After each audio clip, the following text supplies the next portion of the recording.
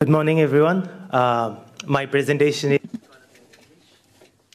Bonjour à tous. Indian accent, perhaps, so please bear with me. Avec peut-être un accent. Today, I'm going to talk about a methodology for visual perception of places. Like that's the area where I work on, and I'll discuss about how important perception is about places and about the developments that we are making. And I'll also talk about a method to incorporate these changes and whatever smart approaches we are taking, how to take people along with it. Because technology changed very fast. Over the last 2 days, we have been talking about and listening to many of the talks oriented towards technology change very fast, but people don't. People take time. So how do we bridge between these? So the talk is going to be about this, and my presentation is a little graphic heavy, so please bear with that. So I'll start with places. So we are talking about places here, and we are talking about safe places, smart places, and sensitive places, and sustainable places. So we all start our lives from here, and very interestingly, we keep on making things. So the way we start our lives is perhaps naturally very safe, sustainable. It has been happening over years and decades and things like that. And then we move on to making places. We make places and we are posed with questions like, is that place safe, sustainable, and smart? So we are trying to incorporate these aspects of life into the places we live. And that's what is very profound. So when we are talking about smart places, technology, and development, we probably also have to talk about lives and people and what they feel, what their expectations are, and things about that. So precisely this talk is gonna be centered around people and also bringing together the technological advancements that we have. So the difference that it makes is perhaps the perception. When we are making places, so that's me, and just to explain how perception matters. So for example, you have, by technical terms, perception is reception of stimuli. So whatever you're seeing, that stimuli is coming to you. That is generic. All over the world, you will receive the same stimuli. But where the difference lies is how you're organizing these information inside our brains and how we are identifying this information and making sense out of it. So that's what is very important, and that's where probably is the key differentiator of places, and that affects us to some extent. And then comes the perception leads to these two very important aspects, the responsiveness and the responsibility. So here comes a part where even if we are imbibing the latest technology, the latest approaches, people have to be, first of all, responsive to it. You have to respond to it, receive that, and act in certain manners. And on the other hand, that helps in being you responsible. So once you perceive something, you actually act towards it and act responsibly. So that kind of builds our civilization and takes it forward. So it's not just the one-way approach, but the other way also. So when you are responsible, you are responsive. So the other day, the director of urban development from Siemens, Julie Alexander, was actually sharing this idea of people are very restricted in sharing data. We feel a little. I mean, what do we get in return? One, and second is it safe? What is the use of doing that? So there are a lot of challenges also. So that doesn't work if we look at this model. So if you are responsible, if I feel that, okay, my data helps in certain way, I give out. I respond to it. So this, the RR model, or the responsiveness and responsibility factor, is very, very important when we are actually talking about integration of technology. quand on parle d'intégration des technologies. So now coming to precisely how place perception is important and how does it matter at all. I mean, perception is there anyway. We are perceiving everything all the time. But how a place perception, a smart city, a country, a village, a territory, a place like this, how does it matter? It matters in 4 dominant ways. One is it affects our well-being, you know, whether we are feeling safe, whether we are feeling happy, and things like that. We all know about it. So a good place perception first helps in our well-being. The second is the commerce. Of course, it has a huge impact on commerce. A lot of studies has been done in various schools. Even we are doing some studies how it affects commerce. It affects the rental levels, the commercial influx, you know, building that place up, PPP model and things like that. So these are all affected by the place perception, the kind of perception we have about places. This place is posh, this place is not that great, this place is very smart. And the other day, it was very interesting. There were very interesting talks over the last 2 days. And Mr. Michel McQueen, I don't know if I'm getting the name right. So he is into developing the standards for smart cities, and it's a big challenge, you know. How do you say that city 1 is smarter than city 2? Or, you know, things like that. I mean, is it just the commerce? Is it the well-being? It's so difficult to weigh cities and places. So it affects that to some extent also. And with these two, we come into a factor where people are involved, the sense of community. So how you look at the place, if you're not happy in a place, you won't probably have the sense of community and collaborate together and build something. So that is also very, very important. And the last, but not the least, is the participation. So I'll talk about participation in a little bit detail a little later on. So a place is designed. You know, a place is always designed. It doesn't happen. You know, older times we thought that places just evolve and happen to be, but actually it is getting designed all the time. And the question is, how did we design it? And is it holistic? Is it taking care of everything that we have been talking about? And is it sustainable? Is it smart? Smart is a new keyword, and we are looking at it, whether we are designing and integrating the design according to the smartness of the city. And so how did we perform? So this is a small graphic which kind of shows how our cities have developed. So to make it short, yeah, we did a great job. You know, all of us here actually contributed in some manner making this place, making the places on the earth. And over a period of time, we did a great job. You know, we made a lot of cities, a lot of civilizations, people all over the world. And so we have done all that. So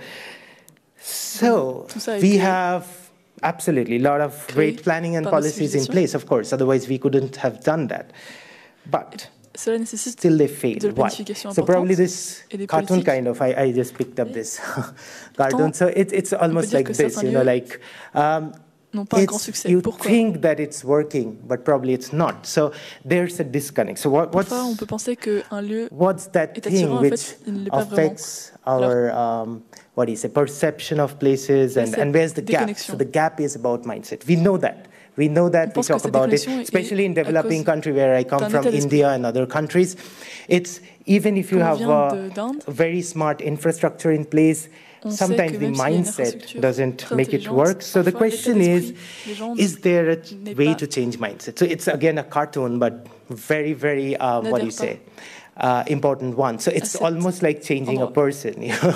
You're trying to actually asking to change a person for the sake of something else. And here the things are even more intangible. Like you don't even know how it will affect you. You just know it benefits me. Okay, I have to catch a train and I will get it on a phone, and I'm doing that. But if there are bigger goals, you just don't even know about it. So why would you do that?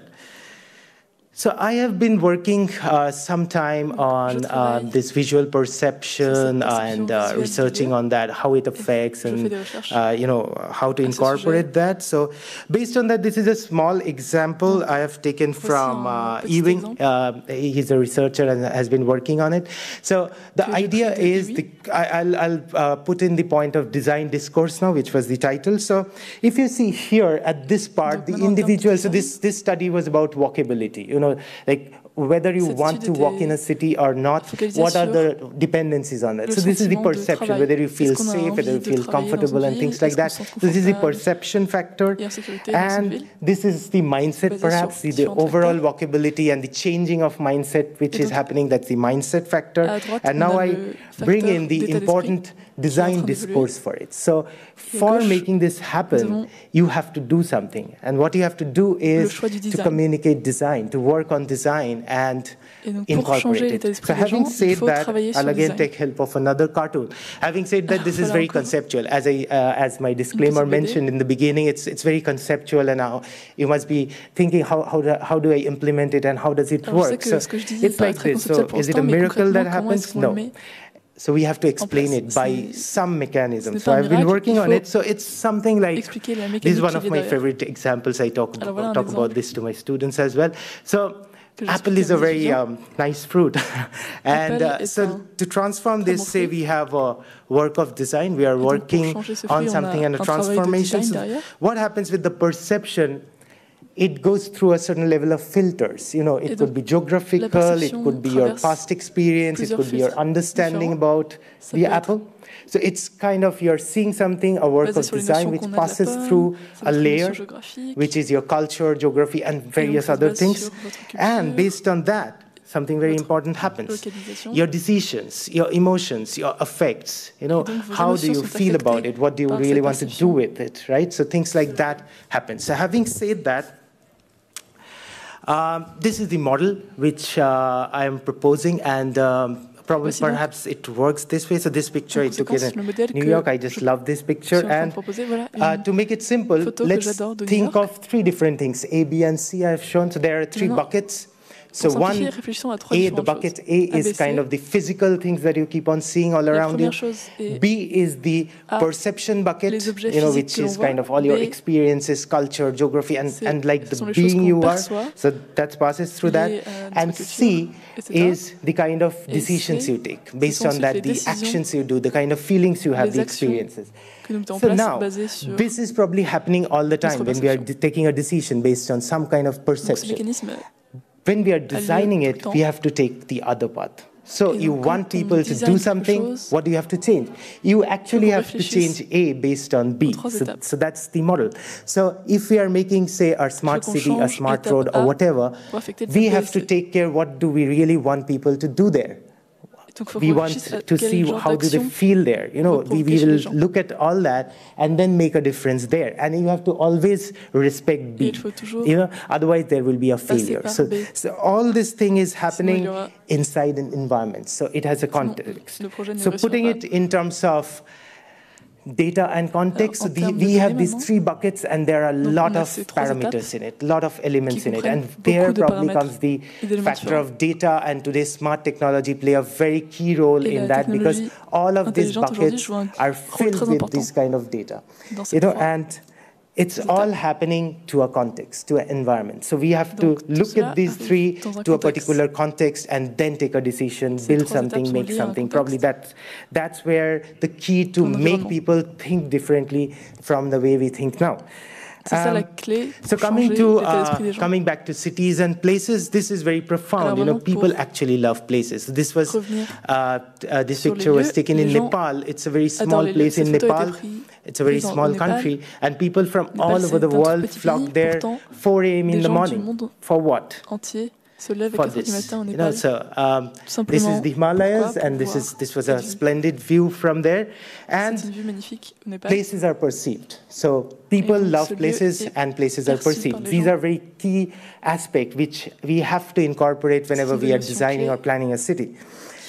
Now, to put this into a model, so we have people, places, and perception on one side, and we have data, a lot of data on the other side. So if we put it in this way, the question is, how do we use it?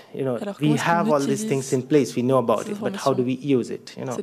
So just to reverse it, so it was P3D and making it D3P. So the idea is you have a design discourse, you have a design communication, a design understanding, and you disseminate, and then you make people participate in it. So how to do that? There are three ways perhaps to do that. This is just a model, but probably it has, it may work out well, and we are trying to collaborate and work on these aspects. So one is enabling people, one is enabling governance, and third is enabling participation. So probably all of these three work hand in hand to changing a mindset. Very, very pertinent for countries which are developing. So how to enable people? So these are pictures from India, and these are some of the initiatives which has been taken by the government of India in working out some key aspects of environment, education, social awareness, and things like that. The first picture you see is like the school kids plant trees and all, and there's an environmental awareness. There are, for a social reason, like low smoking and I think cleaner India and things like that. There are painting competitions being done at a school level, and initially it was thought that probably this model won't work out, but it actually made a very good impact. And so the reason why I'm talking about this is the people perception, you have to enable people to do that. So it has to happen at a very lower level to the kids, because they grow up and become the future citizens. So if you have to change the mindset, you have to start at the very beginning. So design discourse has to come at a very, very early stage in our lives. We have to understand why we are designing, for what sake, and the model which I showed, the ABCDE, so it should be parallel to the ABCDE we learn. So it's like how we look at things and how we are changing things. So we need to know that, and that has to be done in a responsible way and in a responsive way. Until that is done, no one is going to share data. We will still have this dilemma of how would it affect me? Why would I share it? Things like that. So the next point which I would talk about is the enabling the governance. So how many of you are aware of this painting? Can you raise the hand? Ah, cool. So Jackson Pollock, yeah. So, but not many people, in developing countries know about this. The reason why I'm showing it is government exactly works in this way. So we have been talking about in the last day, I forgot the name of the speaker, but we think about whenever we are talking about smart technology, there are silos. The transport doesn't really know what's happening at the education. So this is a burning issue today about the smart approach. And so where is the problem? Who is taking the bird's eye view to look at that? And I feel in future this is going to be a very good and big industry which kind of takes a bird's eye view, kind of creates these bridges, the perception bridges. So what I am doing, the other silo, talking to each other and making sense out of it, which serves a common mission. So having said that, it's almost like this. So if you show a layman about this painting, probably he won't be able to appreciate that. So goes for government and agencies and the people who are at the top of the pyramid. You kind of take decisions. We are putting so many $1 billion or euro into a development, but how does it work? So you have to know the mechanism inside. So, how does it work? And only then you will be able to appreciate and bridge this gap. So when you know how it works, probably it makes a better sense to it. So enabling the governments through a design discourse, maybe the workshops, the understanding of it. You don't need to get into details of everything, but you need to have an understanding and how these perception bridges work out. So that's probably something we need to look at. And the last one, it's about participation, enabling participation. So we have a lot of data around. We have all these apps and technology coming up. But the problem is if we don't grab this data and if we don't have a meaningful data out of it, it doesn't work. So it's almost like I would put this picture. This is in front of Apple Store, New York. It's like these fountains, you know, like data is there all the time. It's being created, and it's a vast ocean. You know, if you just don't pick and make sense of it, it's gone. So we need to, again, putting back that point, we first need to be responsive. You know, like as citizens, we should understand how this data works for us and then put it back and work responsibly towards it. So that kind of sums up the entire domain of design discourse as a methodology for visual perception of places.